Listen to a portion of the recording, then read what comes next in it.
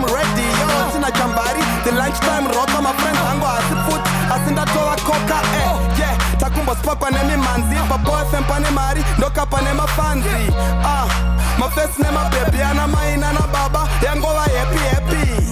Hey, what up, everybody? It's your boy T Guns. It's lunchtime radio, and right now you're listening to Chamvary, the lunchtime rocker on Power FM. This has been Center Stage with the latest and the hottest issues with Chamvary, brought to you by NMB Bank. NMB Bank, in pursuit of excellence. Binga, binga. Binga, binga. Binga, binga. Mbinga zakawanda, zimwe mbinga adzisita mashua. Tine mbinga zakawanda, zimwe mbinga adzisita mashua. Ndine mbinga ya mashua, tinofamba na Jesu. Ndiri mbinga ya mashua, tinofamba na Jesu. Tine mbinga zakawanda, zimwe mbinga adzisita mashua. Tine mbinga zakawanda, zimwe mbinga adzisita mashua.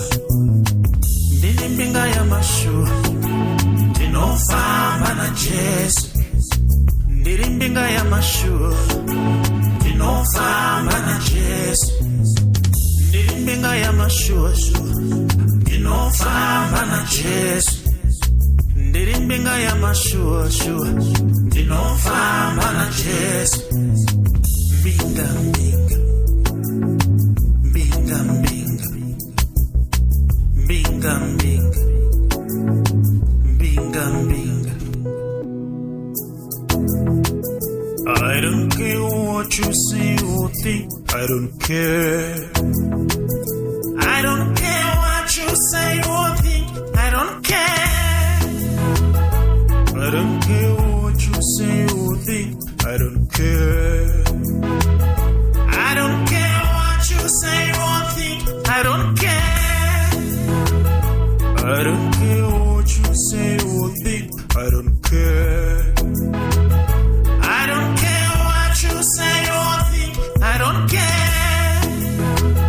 I don't care. I don't care. I don't care what you say or think. I don't care. I don't care what you say or think. I don't care. I don't care. Binga, binga. I don't care. Binga, binga. I don't care. Binga, binga. I don't care. Binga, binga. I don't care. I don't care.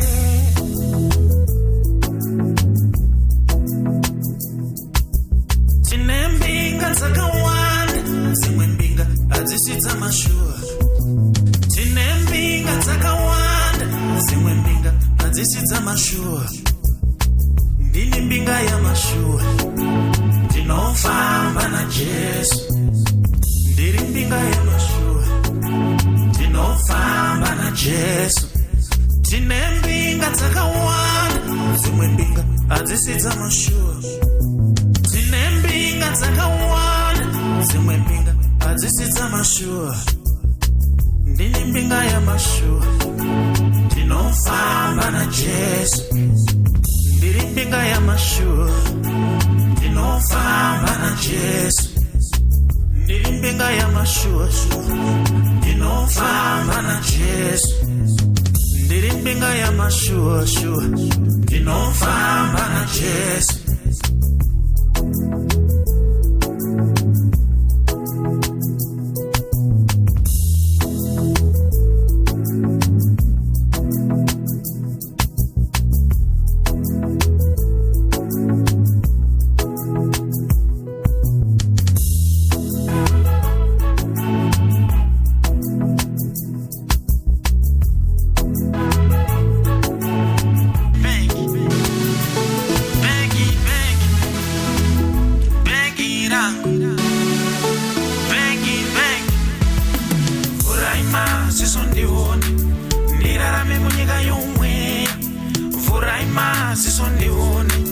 ndirarame munyika yomwe vamwe vanhu vari padhuze nenichavanongoda ipfeki rangu vamwe vanhu vari padhuze nenichavanongoda ibhegi rangu. Mwari ndipeiwo shamwari dzisingangoda bhegi rangu. Mwari ndipeiwo shamwari dzisingangoda bhegi rangu. Bhegi, bhegi, bhegi, bhegi, bhegi rangu. Bhegi, bhegi, vamwe vanhu vari padhuze nenichavanongoda ibhegi rangu. Vamwe vanhu vari padhuze nenichavanongoda ibhegi rangu. Vhurai maziso ndione, ndirarame munyika yomweya. Vhurai maziso ndione, ndirarame munyika yomweya. Mwari ndipeiwo shamwari dzisingangoda bhegi rangu. Mwari ndipeiwo shamwari dzisingangoda bhegi rangu. Bhegi, bhegi, bhegi, bhegi, bhegi rangu. Bhegi, bhegi. When things are not alright, you disappear in my life. When things are not alright, you disappear in my life. When things are not alright, you disappear in my life. When things are not alright, you disappear in my life. Bhegi, bhegi, bhegi, bhegi, bhegi rangu. Bhegi, bhegi. When days are so dark, you disappear in my life. When days are so dark, you disappear in my life. When days are so dark, you disappear in my life. When days are so dark, you disappear in my life. Bhegi, bhegi, bhegi, bhegi, bhegi rangu. Bhegi, bhegi.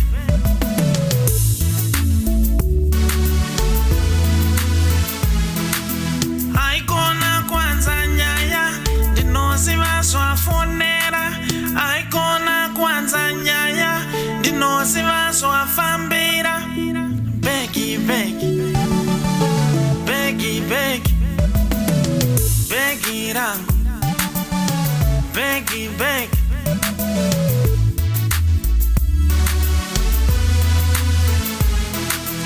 Aunombobvira wakafona foni yangu. Aunombobvira wakafona foni yangu. Aunombobvira wakauya kumba kwangu. Aunombobvira wakauya kumba kwangu.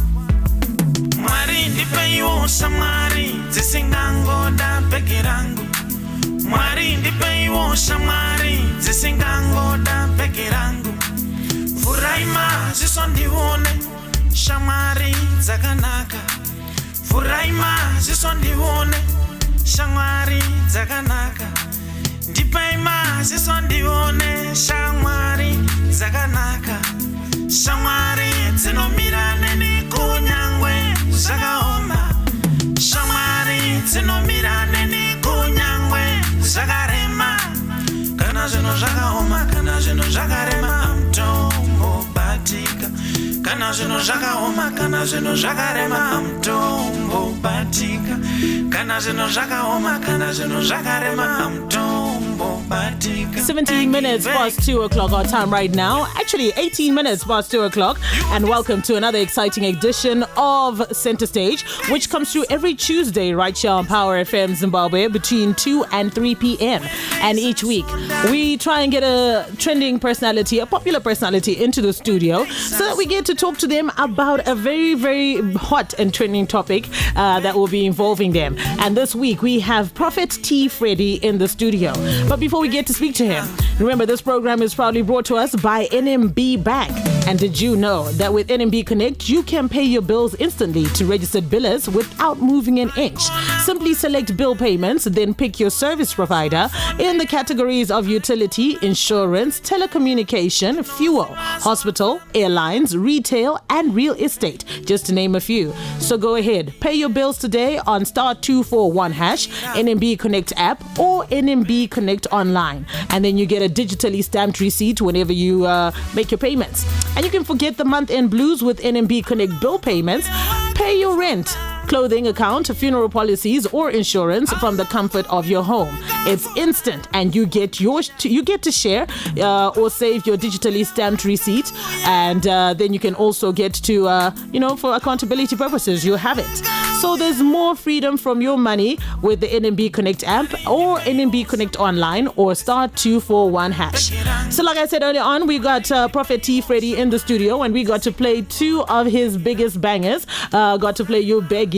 This one is it's actually called Bag, and it's one of his most popular songs, including Mbinga, one of his latest songs that was released in May of 2021. Good afternoon, Prophet, and welcome to Center Stage.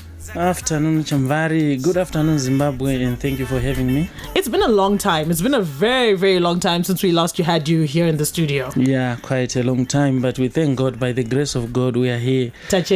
Yeah. Okay, so this is one thing about you. You never cease to disappoint when it comes to being a trending personality, being one of the most talked about prophets we have in the country. Is this deliberate, or it's something that just happens because of the work that you do? I do believe it's not deliberate, and I also believe that I'm running my race, and I guess it's just one of those days where you do something, you think it's not a big deal, then you realize that people are talking about whatever God used you to do. Because I'm a man of God, I just do the work of God. I'm running my race, like I said. Is there a formula? Is there a method to the way a man of the cloth should behave? Does it go hand in hand with the work of God and popularity? Yeah, I think what normally happens to me is because I'm also a musician, and sometimes when you do those musical videos, people, they tend to talk about whatever the works that we are doing. For example, when I did the video of Rest in Peace, I remember I was in a coffin, and people also talked that he passed away. That's one of those days. And now I also think that when you are doing the work of God, when God wants to elevate you, you always unongoramba uri munhu yaanongoramba achive pamusoro. Okay, but when you come up with these concepts, are these leaks deliberate? Because with everything, when it comes to your music videos, it's always it has leaked. Are these leaks deliberate, or they are actually people leaking? Because I remember when Big was shot, there was images of you that circulated, Magabata briefcase, Ragazara Mari, and people were like, hey, varugite ine Mario, yo, especially Mungwa ine, Pasrukudeyo anyadze, Forex dealing and so forth. Where is he getting all of this money? Then there's the coffin issue. Then there's the one for Jacquana, where you were dressed as a woman. So are these leaks deliberate, or Jinongo Itiga? Most of the times, those leaks are not deliberate. When you are very popular, people, they seem to scrutinize, to look at everything that you do. So at the end of the day, even if you go to any shop, any local shop, you are just buying your food, it can also leak. I remember one of the days I was assisting my young brother who was involved in an accident. By just me standing there for 5 minutes, I was hearing and a lot of people saying, we heard that you were involved in an accident. And I said, what? I was just assisting my brother. So it's one of those things that when you are known or when you are popular, people, they seem to look at every movement that you do. Do you enjoy this popularity? Well, I don't enjoy it, but what can I do? Especially when it is something. What do you mean you don't enjoy it, Prophet? I mean, like you said, these leaks seem to happen if you don't want this popularity to be there and your information to leak. I'm sure you can create more secure surroundings for yourself so that people don't always know what's going on with you. Yeah, you can try, but those who know me, I want to be myself. when I'm doing my things, I just want to be a simple person. I think you're just asking me when I came into the studio with no bodyguards. I was just myself. That's what I am. I believe that I'm a simple man. From a very humble background where I've learned a lot about life. I'm the firstborn from my family, and I just want to be myself, and that's being myself. All right, let's get a bit of background from you, because people need to understand the kind of man, how you became to be Prophet T Freddy that you are today. You say you come from very humble backgrounds. You're the firstborn. What was life like growing up for you? Pardon? What was life like growing up for you? Like I said, we come from a poor background. I normally tell people that I've seen the hand of God in my life. You know, I started to drive a car when I was already married just recently, and I started to operate a laptop just recently when a church member taught me how to operate a computer. I did not had an opportunity of having a laptop. So basing to that background, I think that's what made me to be what I am today, because I believe I'm here because God has put me there. I wouldn't want to lie that things are still the same like those days, but we also believe that it is there to uphold the kingdom. All right, now take a look at your music career. You did say that you're a musician. Is your music, how do you define your music? Is it gospel music or is it secular music? I define it as gospel music. What I do, I compose music, but I also touch the social life of people, how people do their day-to-day living.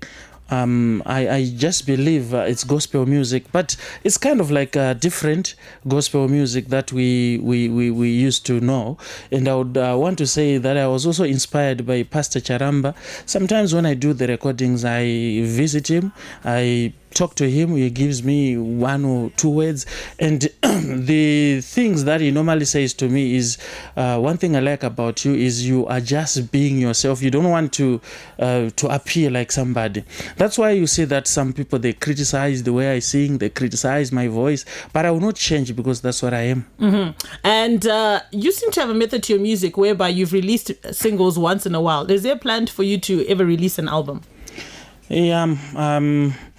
Last year I released an album, but I don't know. Maybe those singles, they become more popular than the albums, but we just do as the Spirit leads. You have an album. How many albums do you have? Is it one album or just one album? Many albums? I think it's now 5 albums. First album I was doing from 5, it was called Messiah. Then the second one in 2006, Serevende. Then the third one in 2016, 100% Prophetic. Then the 2019 one, Ragaita Popular, Rainzika Step Kenyasha. Then Ragaita last year, Rainz Area 1. All right, why Area 1? What does that mean? Area 1, tengotora nyaya kuti pane Area 1 inototi muna adoni. Kuvarumi, and I think you know the area. I'm curious. Is no ite out of family listening station kana dazvite. Area 1 ipi singadone varumi. You need to varumi vadone. Area 1. You need to munageza akaruma phone. Area 1. Hakuna chinoita kuti munageza akaruma phone. Area 1 chete. Yezvipande izvo. Okay. All right. So that's what this album was about, Area 1. Yes. And what issues were you trying to address? Yeah, tengotaura kuti Mwari itai kuti murume angoda mudzimai wake chete. Vamwe vese angovaona kunge varume. Ndozvataimba ipapo. Tikaimba futi Tok isong aitaura pamusoro pavanhu vanotaurisa. Mukadzi anotaurisa. Let's talk about that. What do you mean by mukadzi anotaurisa? Zviri nani kugara pamusoro pedenga remba pane kugara muimba imwe chete nemukadzi anotaurisa, ndo zvinotaura bhaibheri. Apa techingotaura munhu anotaurisa. Apa munhu iye anenge akanaka, but munhu iyeye zvese anenge achikuitira bho, but anotaurisa. Varume vanonyadzisa nyaya ndokutaurai kuti kune mumwe munhu wekuti can talk, I tell you. Ende munhu iye akatanga kutaura hanyarari. mugona kutorara muchitaura mugomuka muchitaura ndo nyaya yatengo chingosimudzirwa nyaya yacho. Okay, so just real quickly before we move on, if you could give advice to, maybe there's a man out there who's listening who's living with that woman anotaurisa asinganyarare, what advice would you give him right now? Asiri kuziva kuti should I leave? Mukadzi akadanoziva here my prophet. Advice yandingopa munhu ane mudzimai anotaurisa ndeyekuti carry your cross. Wakutofanira kutotakura muchinjikwa wako because ndiwo wakamutsvaga. Ndopaipa totaura kuti nyaya iri pakunge muchiri kudanana, handiti? Ndipo unofanira kunamata kuna Mwari kuti vakusanganise newako chai. Saka kana watonyungura hazvatozveupenyu hazvichachenjeka izvozvo. When you sang your song Mbinga, it's a single which takes a jab at the Mbingas, anonzi Mbinga dzachona. And you're saying imimi ndini Mbinga yemashua while others aren't. In what context, Prophet, are you Mbinga? I was not referring to myself. Those were your lyrics in the song. Yes, but it can also be your lyrics, especially when you are listening to the song. But you sang the song. When you were composing the song, who were you having in mind? I was just in mind, I was thinking about the fan who was listening to the song. Kuti iye ndiye Mbinga yemashuwa anofamba naJesu, because kune mumwe munhu akuzvidzikisira pasi because ari kufunga kuti haana mari, handitika? Saka song even uchirara pasi mukitchen, handitika? Iri kukupa confidence kekuti iwe utanga kuziva kuti neniwo ndiri mbinga yemashuwa. Nokuti umbinga watiri kutaura tiri kuti munhu anofamba naJesu ndiye atiri kuti mbinga. As long uina Mwari ndiye munhu andiri kudefine sembinga ipapo. Saka ini ndikafamba naJesu ndisina hangu pfuma ndiri mbinga. Yes, yakatokwana. Because une denga risinani uyo. Ende zvakare unogona kusina connections. Unogona kusingazizane kana nemapurisa ari pamusoro ayo, but at least unozana naMwari akasika mapurisa iwayo. All right. So when it comes to your ministry, what is your church popular for? Goodness and Mercy Ministries inonyanyozikanwa in the prophetic. Ndo side rinozikanwa nevanhu, but we also do pamaservice edu totoparidza, but tine dambudziko rekuti munhu anojaja munhu nekuda kwevideo ye5 minutes kubva atofunga kuti munhu haaparidze. Nyaya ingoripo ndeyekuti zvinhu amene zvazvinoita kune area inosimuka, but ukazofollowa unogona kuzopedzisira uona kuti pamwe Prophet Freddy vanotonyanya kugona kuparidza pamwe kutodarika kuprofita, asi kutiwo social media zvainoita inosimudza chinhu chainoda kusimudza ende haukwanise kuzviramba izvozvo. All right, so a typical day of a church service in your ministry, inofamba sei, we get to church, munomboparidza musati matanga kuita prophetic healing and deliverance, amunozoita? Yes, kuchurch kwedu zvakunoita tinotanga ne-intercession, time yekunamata munhu achitaura naMwari, munhu achizvinamatira ega, topinda praise and worship kurumbidza, then after that taakupinda mumatestimony, taakupinda muword, then tozopinda in the prophetic. Alright, ndosaka mataura kuti social media inozokata certain parts. Yes, but kumwe kwesoko zvinenge zvaitwa zvinenge zvisina kuzvinhu zvese, because inini sometimes ndogona kupedza kana 6 months ndisina kana kuprofita kana munhu wani. But ameno ndofunga pandoprofitawo ndonzwa vamwe vakutaura nyaya kuti accuracy yenyu ubva wazokwesena kuti yanyanya. Saka ameno vanhu vanongofunga chinhu chikanyanya achisisiri chaMwari. Which brings us to our next questions. These miracles, these prophetic spectacles that happen within the church, are they real or planned? How can doubters who would look at this and with the side eye and say, doesn't matter where it is, how can they be convinced that these congregants are real but they're not paid actors? There's no need for us to convince anyone. That's where the tricky part is. We are not convincing anyone, we are just running our race. But chandongoda kutaura ndechekuti ndichidaira mubvunzo kuti is these things are real? Yes, they are real. But pati yekuti nemunhu watingade kuconvince, hatina watoda kuconvince. I remember first interview yangu inini yandakamboitawo pane imwe local radio station nenyaya yema-spiritual spectacles. People were saying, if you are a man of God, ndoda kuti utoprofita inini pa live. Then I said, if you are not going to believe me kuti ndiri munhu waMwari ndisina kukuprofita, hapana chinozomboita kuti undibelieve. Chamvary ndoda kuudza nhasi, kanzwa nyaya ichitaurwa pamusoro paProphet T Freddy, as long uchingotanga kuinzwa wakangoti ndeve fake, handina zvandogona kuzoita zvinoita ndichinje mind yako. So kuri kuti pane munhu afona izveso paradio, handitika tovhura phone line okukumbira kuti Prophet ndiprofite, munogona kuti muprofita nemunhu here kana zvese toda kuti muri face to face nemunhu here? kana iwe ndogona kuprofita aiwa ini nangu ndiri palive mbondisiye zvangu ndiri pabasa ndandiri kuda kudaira ndichiti I'm okay, I'm good. Okay, ndandiri kuda kudaira ndichiti munhu kana akakumbira kuprofitwa ndinokwanisa kumuprofita but tinotarisa inonzi motive. Unoziva zvakaitwa naJesu. Jesu akanzi naSatani, kana uri mwana waMwari matombo aya ngaaite itena matombo aite chingwa. Jesu ndobva atoramba. Kurova sometimes togona kuramba nekuda kwemotive. Really kana munhu ari desperate achida kubatsirwa, ini pandofamba inini ndonzwa vanhu vachitaura nyaya yemari but ndiri munhu ari simple zvo ndikafamba ndotonamatira munhu pandasvika chero ndikaenda pagrowth point chero chi ndonamatira munhu nekutoprofita munhu pachena ndichitobatsira munhu achipera because ndo zvandiri zvichitopera kumunhu. Motive ndo yakakosha. Kune mumwe munhu anogona kuuya ofona ndika ubva ati kana muri munhu waMwari ndiprofite then you see kuti handife ndakamuvwa naizvozvo. The reason yasingamuvwe Chamvary ndeyekuti ini ndakatanga kuprofita ndiri grade 4. When I started to prophesy I was grade 4. Church ye Goodness and Mercy Ministries ndakaitanga ndine 22 years musi wa 15 May 2005. I have nothing to prove panyaya yeprofesi. I normally tell people kuti prophecy is the easiest thing. Why ndichiti is the easiest thing? Because you can plan a sermon but you never plan prophecy. Prophecy is just hearing what God is saying. And when I'm prophesying, I use a voice. Voice rikangotaura kuti uyu ndistela, I will simply say ndistela. Kupa zvepama ID number zvinozobuda zvepama ID number mahouse number unogara kuarea 8 zvinozobuda sei kubhilivhisa. Even Jesu aitoprofita maadresi.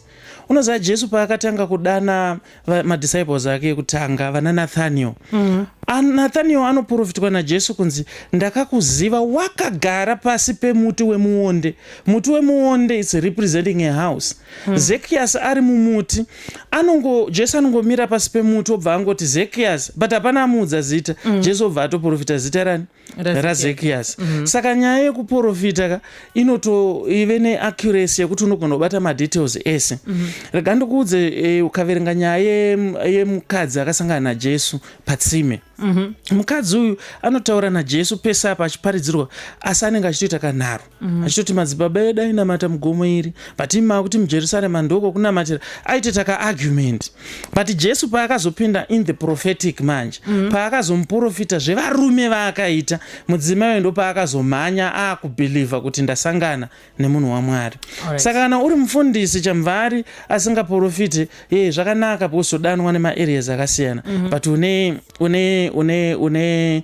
ka disadvantage. No wonder why inini chigona kuita ma 1-on-1 ekuti ndogona kuona kana vanhu 200-300 per day. Why? Because munhu ndomupedzera asati agara pacheya anenge atoenda because chinoda kuudzwa munhu zvinhu zvaafambira.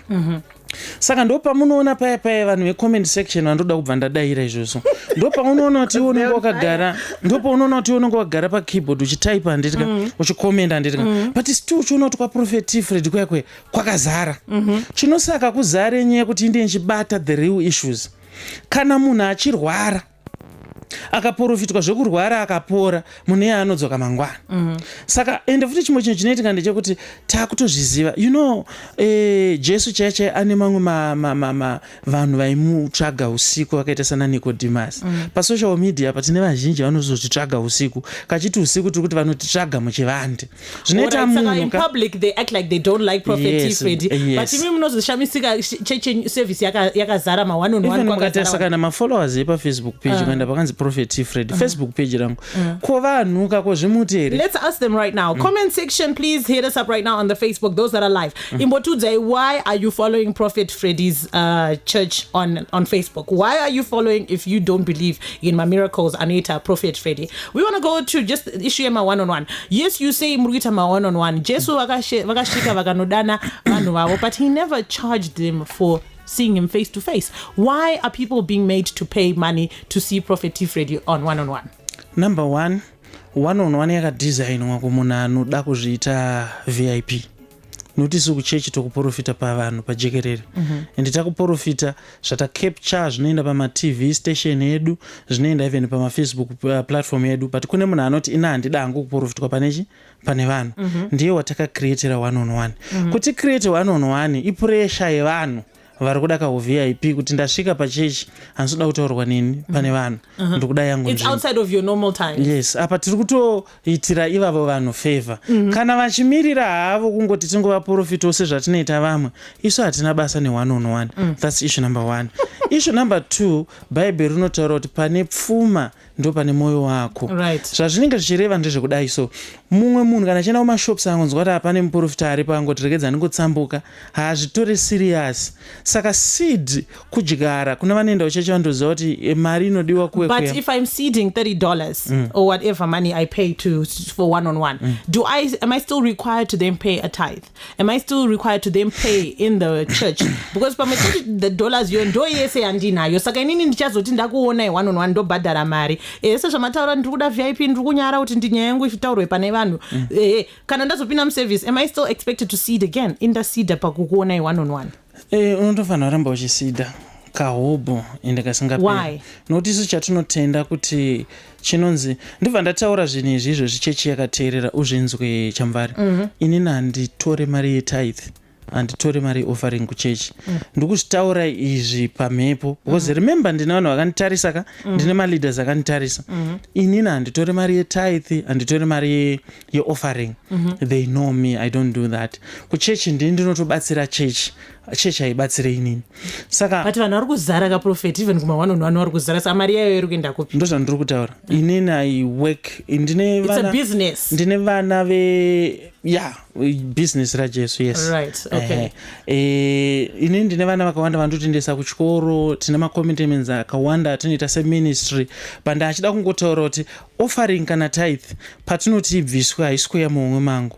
Because inini handitombobata kana maripi kana mari iyoyo. Saka izvi zviri mushoko raMwari. Tinobvisirei chegumi because it's a command yakapiwa naJesu.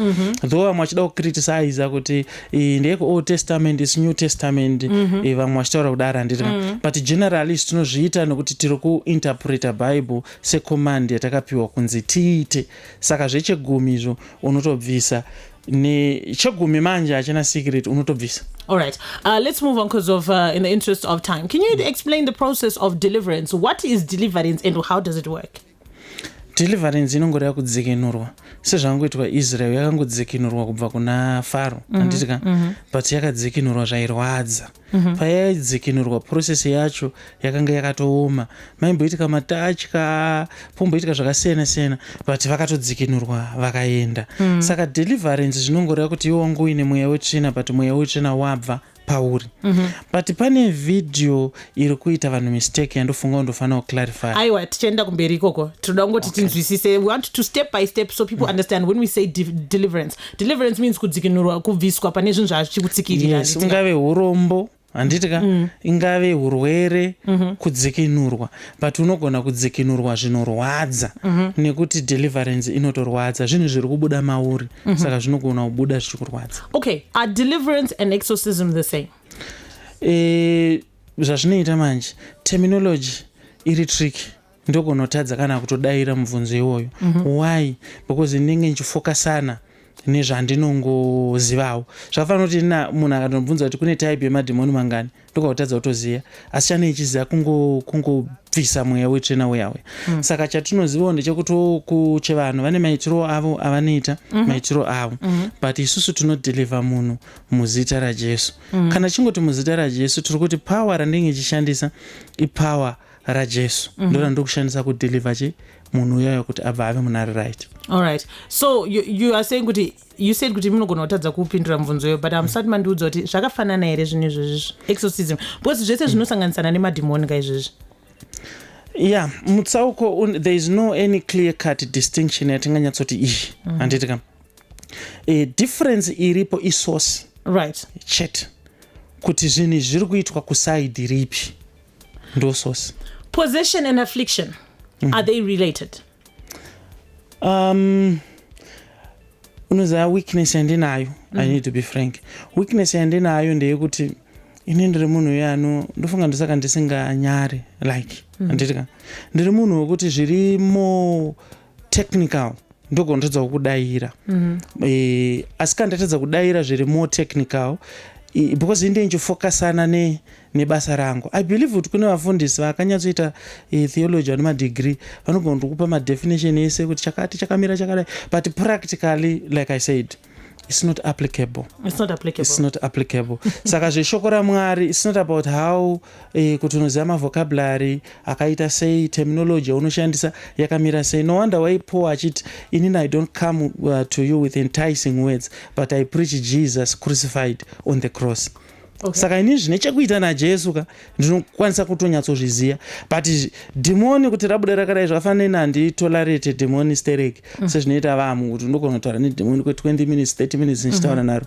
I don't believe kuti ndinofanira kuteerera demoni. Ndinobelieve kuti inini ndinongori komanda robuda, ini ndozoprofita zvanga zvichinetsa munhu, kwete kuti demoni ndorototaura kuti ndini mai vako vekwakati, because the Bible says the devil is a liar. Saka patita kuteerera demoni chimwe chatava kutarisira chipapo. All right. So now there is a video of a woman which is currently trending, an elderly woman removing her underwear, and then she defecated on the ground during your service. Was this deliverance from an affliction, or was it spiritual deliverance from something that was possessing her? Yeah, deliverance from affliction, we may call it that. She was a woman, in my days, 12 days to be specific, aishazoenda toilet. So airwadziwa. Angosvika muservice. Patime endaiparidza anga akatorara. Then ndakatanga kutaura naye achiri muservice. Patime yandaenda kuenda navanhu kuholy ground, ndo paakabva auyawo kuholy ground kuya. Saka paakanamatirwa ndokubva awana deliverance yake yekuti aende kutoilet. But deliverance ye yakabva yaitikira ipapo. But vanhu vakaita mistake yekuti vakafunga kuti idemoni. Handitika rakanga risiri demoni, aive munhu aitadza kuenda kutoilet. Ndobva adelivwa zvokuti aende kutoilet. Ndobva zvamukurira, ndobva atanga kuzvibatsirira achiri paholy ground ipapo. But mimi makadi kuamisa prophet, semunhu anoziva kuti zvinhu zvina hunhu zvinozobvisa chiremerera, makadi kubva mavamisa, makadi kudana maashers vakauya vakavafuga vakavavhara nemachira, makadi kuita something to protect her dignity. Why makangosiya that live ichikontinua? Makadai makaudza even the technical team, kuti production team, kuti dzimai live because toda kuprotecta hunhu amai avo. Alright, chekutanga ndechekuti maasha anga asingakwanise kupinda nokuti muholy ground. Saka zvinotoreva holy ground, asha akatopinda anotodonhawo futi naiye, ndo zvinoreva holy ground. Saka holy ground yedu yakadesignwa. Saka vana kuyerawo here, hamuna kuvapawo protection yekuti vakwanisewo kusvika here, because they are ushers, they are there to assist vana vava. Munovapa jira, handi vakanga vatofuga rari ravo here jira. Vakatopiwa jira nemaasha vachipinda. Thank you, because vanga vachitoziva kuti pane zvinogona kuitika, vakapfeka dress ravo, hembe yavo, vanogona kusimudza hembe vachiprofitwa. Why musina kushedza maasha auya? Because ndo basa remaasha to protect the dignity of the people. Zvikanzi zvadzokorekeka futi zvakafanana naizvozvo kutaura chokwadi ndindagadzirira. But like I said, munhu akanamatirwa abva angowanawo deliverance yake ipapo. But zvinhu zvakaitika fast within some seconds. Handitika mubvunzo wekuti dai taivamisa, inhandiziva kuti kana munhu akapreswa unomuti mira sei, I can't. Manyai muende kutoilet. Alright, matadza kuamisa. Ushers, come and protect her, come and cover her. This is where the issue is. This is where the people are very upset with you and your ministry for not protecting her dignity. Vakawana clip ratakanga tisinga address kumaasha. Because pamberi ini ndakatosudurika ipapo. Maashers tikatovati vagadzirisani amai vai. Then vanhu hativarambidzi zvedu kupa maconcerns akadaro. Isusu sechechi tinoda kunzwa zvichemo zvevanhu. But nyaya ndeyekuti amai ava vari kufara zvisingaiti ende vari kutoronga kutopa testimony yavo. She doesn't even mind. In fact, Sanda havanga vatoripo futi. She doesn't even mind kuti zvii zvakaitika. Saka of course munhu anga asiri anga akabatwa nechinhu handitika anogona kujaja. Bhora chairo kana ukagara mumaterrace unogona kutaura kuti dai ari header, so it's good to say that. But ari muground ndiye ari kunyadzisa zvinhu zviripo. Saka tichizongotenda Mwari kuti wacho nyakubatsirwa haasiriwo ane maissues. Asi kune vari kupa maconcerns avo tichaedzawo kumagadzirisa nepatinogona. Hanzi nafungai Tamari Chiduku. So maasha haabvumirwa kupinda muholy ground, but macameraman anobvumirwa muholy ground. Macameraman anga asiri muholy ground. Anditomboziva kuti mubvunzo iyo ingaudayire sei. Zvafanira kuti kana vanhu vachishuta bhora vanenge vari muground here.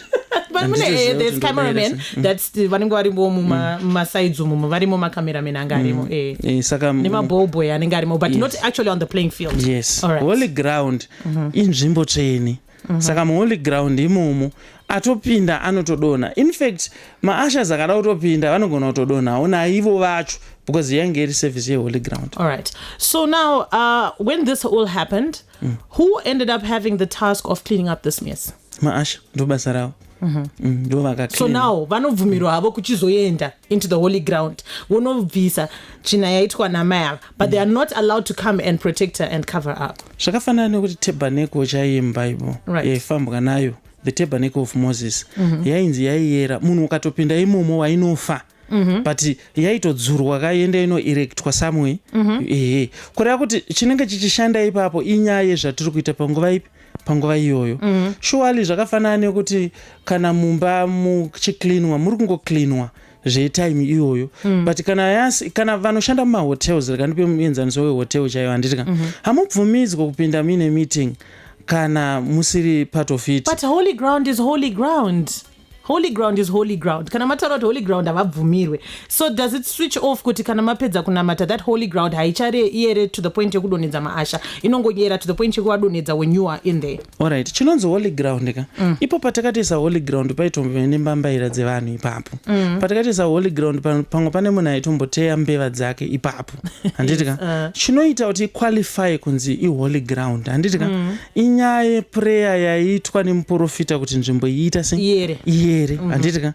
Saka nawo tiri under a certain anointing tiri kuoperata.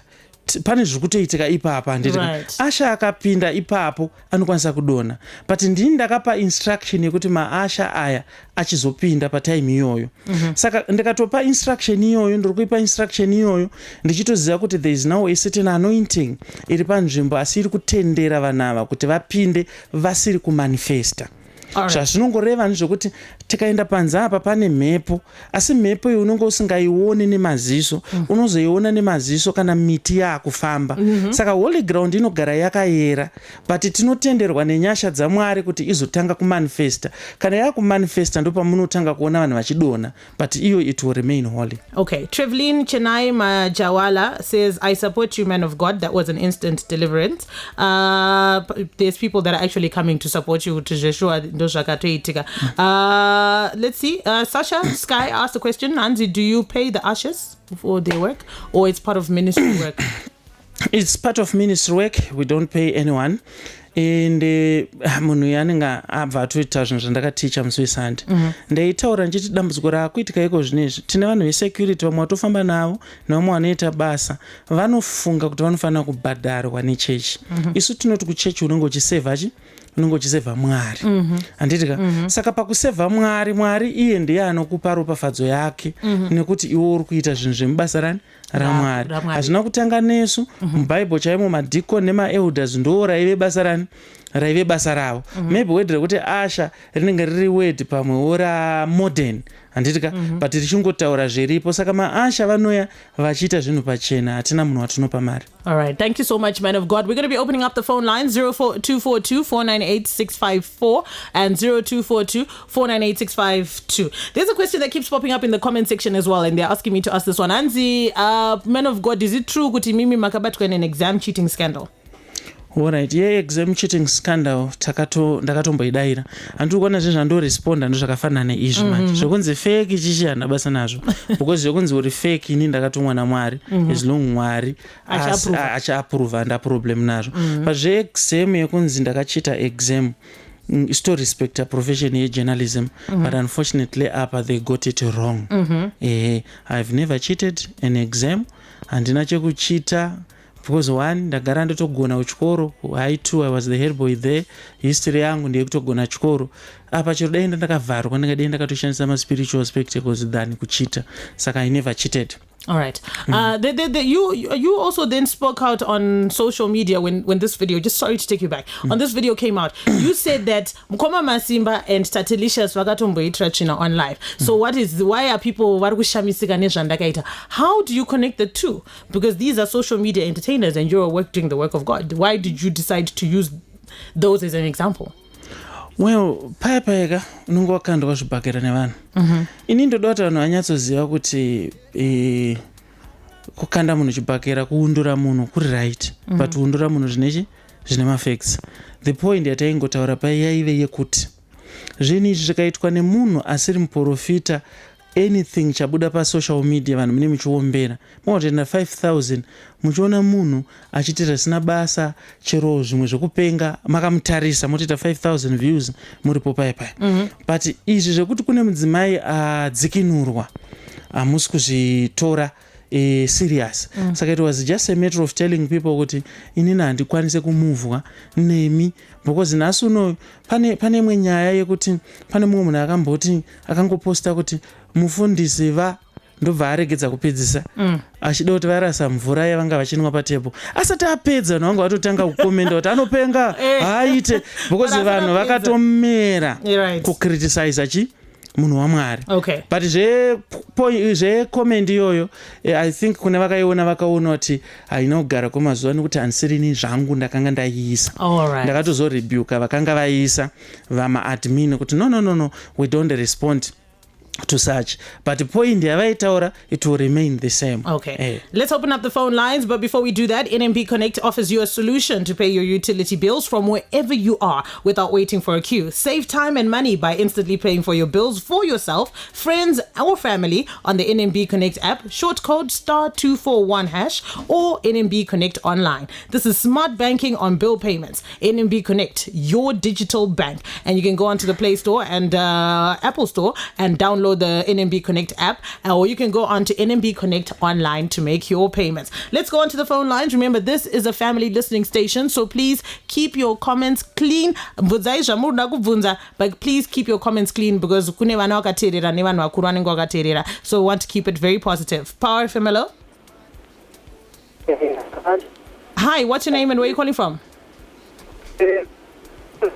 All right, we have a bad connection there. Please turn down the volume of your radio when you call in. Power FM, hello. All right, Power FM, hello.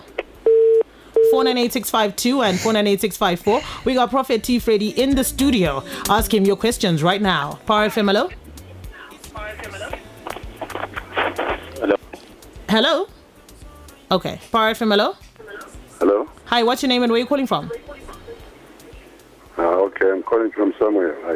All right, go ahead and speak to Prophet Freddy. I want to ask you the prophet.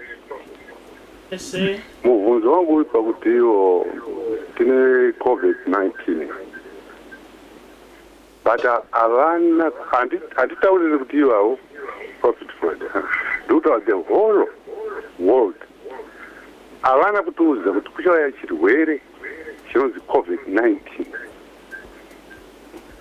Then I know when you are a prophet, it means inspired teacher or reviler of the divine will, one who foretells future events. That's a prophet, one a vision.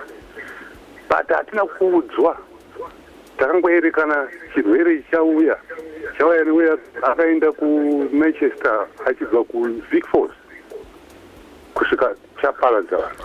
All right, thank you so much. Why didn't you tell us?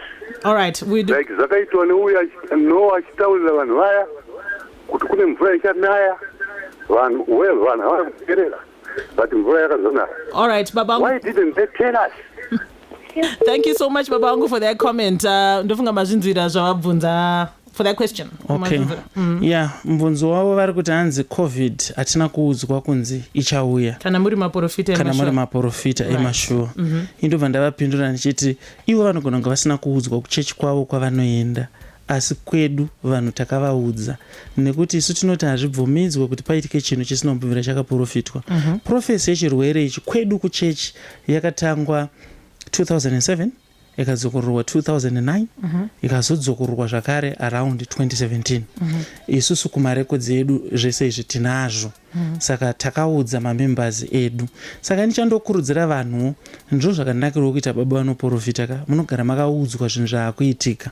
But kana musina kuudzwa senyika kuti prophet vamira vachiprofitira senyika, totenda Mwari nekuda kweteknology, because takuti kaendawo paFacebook page yedu handitika munhu wakafollowa akutoona zvaiitika. Ko kana anga asipo, handiti even zvakaitika kuchechi zvemunhu akadelivwa uyu akazvibatsirira paholy ground, anotongoti futi hazvina kuitika because anga asipo. Saka kusaziva, maprofits mazhinji vamwe vanoburitsa maklipi vachiprofita kuprofitwa kwazvakaitwa nokuti hazviite kuti Mwari aite chinhu achivanzira vaprofita vake. All right, 4986525 last caller. Keep it short and straight to the point. Power FM, hello. Hello, good day. How are you? I'm fine, thanks. What's your name and where are you calling from? I'm calling from USENDO. I just want to confirm something. From the internal sources, it's 100% confirmed that the prophet has cheated the exam. But why is it that is not explaining? Because I'm from the internal source, and 100% I know that he cheated the exam. When you say he cheated the exam, you're saying this incident did happen, that he was thrown out of the exam room? Yeah, he was thrown out and I was there. Why is he saying that he did not cheat the exam when it happened in our face? All right. Can you respond to that, Prophet? Right. Ndinogona kuresponda so. Number one, position yechikoro ndeyekuti prophet vanobvira vachita. Chikoro chakauya kuzotaura. Chikoro chakauya. Number two, nyaya yedu iri kukoti kudhara, vosiri kusuwa vanhu vakatinyepera. Saka I'm sure kuti izvozvo zvinozobuda. Then uyo ari kuti it's confirmed uyu. Kungoti akata.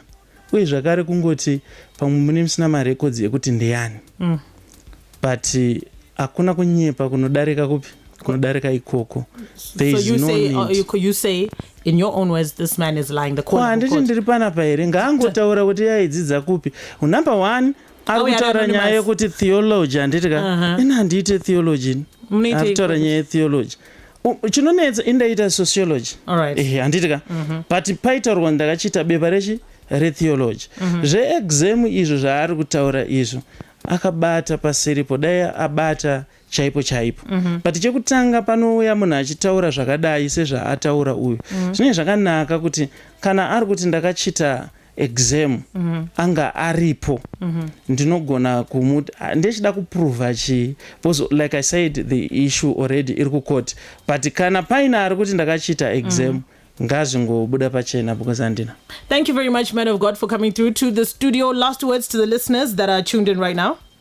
Ndoda kungotaura ndichiti basa redu ratinoita iri rinenge riine vanhu vakawanda, vamwe vane mahidden agendas avo. Last caller ritaura zveexam izvi unotozongozvidzoro zvako nokuti uri pane vanhu, but pamwe pacho unobatikana wozongoti ndaakuzvitambira nekuti munhu anenge aine agenda yake. Saka mawedzi angu ndeyekuti inini handisi kukombita naanyone paupenyu, ndiri kutotrayawo kuenda kuchikoro uko kuvavarira. Sezvandataura, ndakatokura mubackground isiriyo. Form 6 ndakazviendesa ndega nemari yekutotsvaga. Kuenda kwandiri kuita kuti ndiite degree kuedza nokuti ndakakurawo ndichishaya mukana ipi? Mikana iyoyo. Saka ndongotenda Mwari kuti kana pachiitwa chinhu chakanaka kudai hapashayiwo vanoda kudira mvura. All right, and anyone that needs to get in touch with you, just direct them to your social media pages. Yes, vada kuti bata munoenda pa Facebook page rakanzi Prophet T Freddy, kana kuenda pa website yedu inoti www.goodnessandmercy.co.zw. Thank you very much, Prophet T Freddy, for coming through. Thank you to the comment section. Thank you to you, BB, for being with us. And we will catch up with you very, very soon. But Prophet, nyaya kuti sipo Chamvary ka indedo kufonera kuti kune haufa. Alpha man of God. Kuindapinda babi isipo iChamvary indapinda babi. Wagara utori Chamvary ka unoziva mibvunzo even yaunobvunza vanhu panapa inongobvunzwa neChamvary chete, inonzi Chamvary yemibvunzo. Saka Chamvary taingosimbisa kuti chinhu chemhando yepamusoro. Thank you very much for tuning in. This has been brought to us by NMB. This has been Center Stage with Chamvary. All the hottest and latest live. Tune in to Power FM every Tuesday from 2 p.m. to 3 p.m. NMB.